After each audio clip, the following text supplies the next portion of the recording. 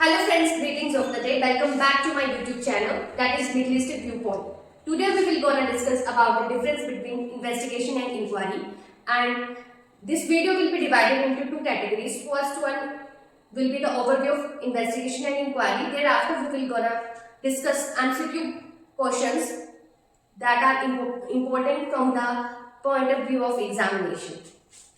So without wasting further time, let's start with the video. Suppose आप market में जाते हैं and thereafter you find कि एक पर्सन जो है वो एक दूसरे पर्सन को जो है वो स्टैब कर रहा है विद अ नाइफ। अब उसने स्टैब तो कर दिया, अब वो जो विक्टिम है वो कैसे क्रिमिनल प्रोसीडिंग इनिशिएट करेगा?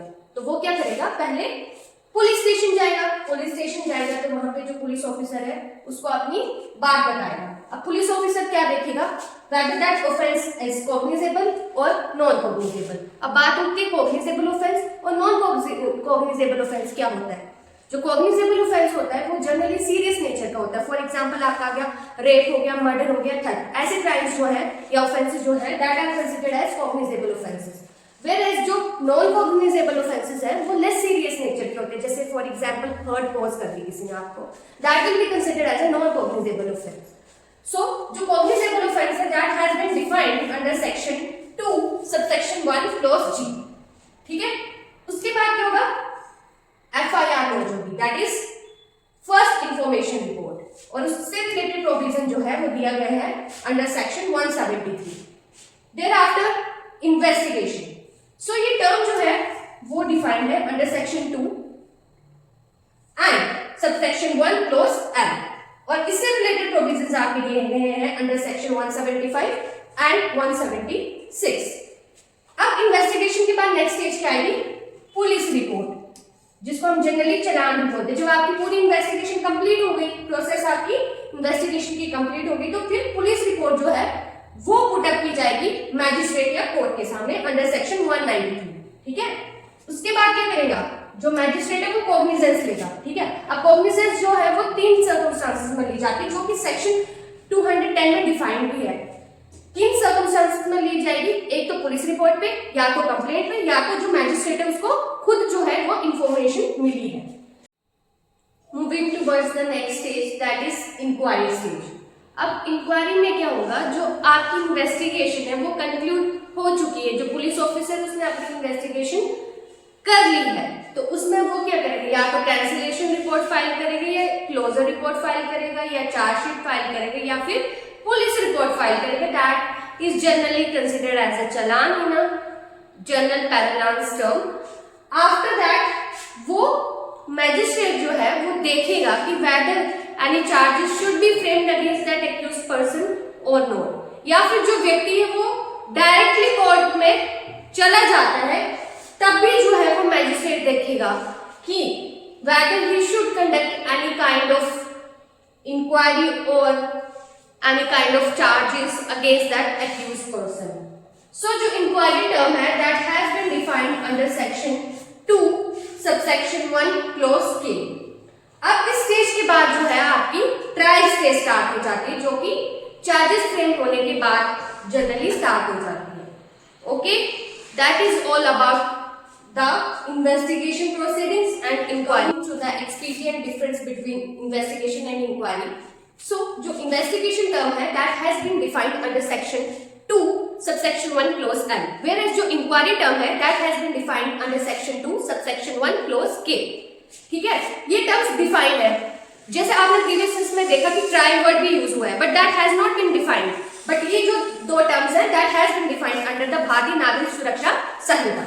अब बात आती है डेफिनेशन की। अब इसमें क्या डेफिनेशन दी गई है इस सेक्शन में, that is investigation includes all the proceeding. ये सारी प्रोसीडिंग्स को इंक्लूड करता है। क्यों करता है, for the collection of evidence. Main क्या है इन्वेस्टिगेशन का पर्पस, कलेक्शन ऑफ एविडेंस, और कंडक्ट कौन करेगा, पुलिस ऑफिसर और any other person authorised by the magistrate, या कोई ऐसा व्यक्ति जिसको मैजिस्ट्रेट ने ऑथराइज किया है। अब बात आती है इंक्वायरी की। अब इंक्वायरी क्या होती है, इंक्वायरी मींस एवरी इंक्वायरी, सारी inquiry other than a trial, पर वो ट्रायल नहीं है, under this Sanhita by a magistrate और कोर्ट। ठीक है, और इसको कंडक्ट कौन करेगा, मैजिस्ट्रेट या फिर कोर्ट। ये जुडिशियल फंक्शन से आपने याद रखना है। ठीक है, और ये 2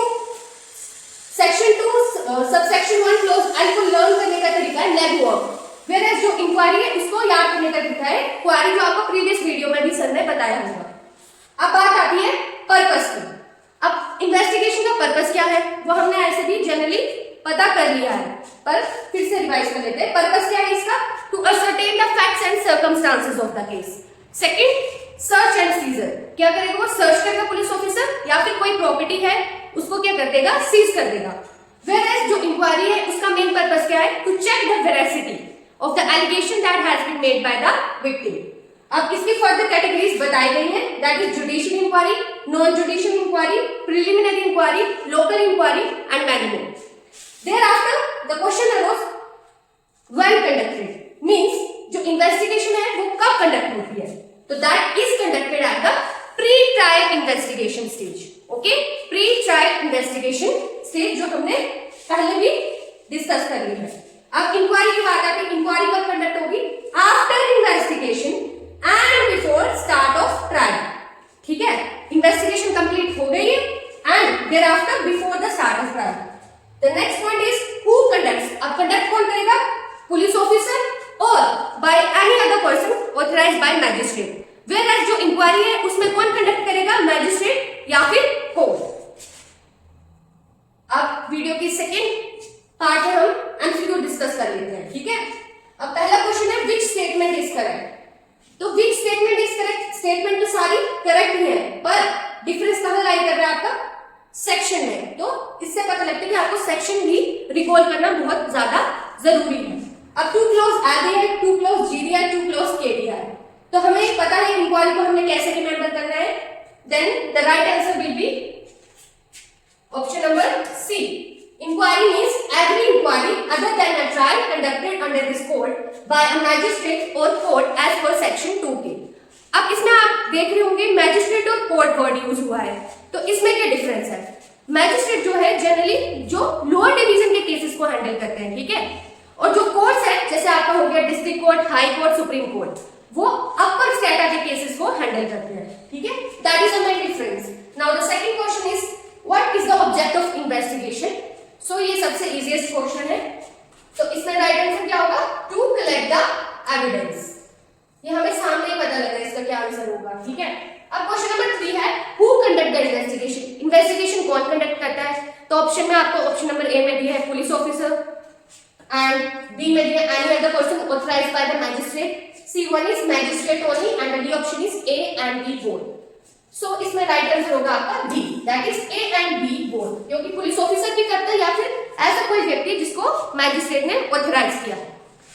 आपका जो फोर्थ क्वेश्चन है that is who conduct the inquiry. इंक्वायरी कौन करता है?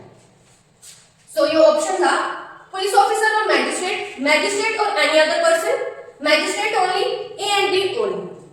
तो इसमें राइट आंसर क्या होगा आपका? Magistrate only.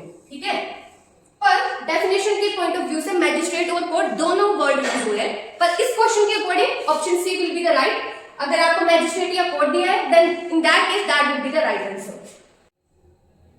So in the end of the video मैं आपके लिए क्वेश्चन छोड़ के जा रही हूँ, that is at what stage inquiry is conducted, यानी कि स्टेज पे इंक्वायरी कंडक्ट होती है।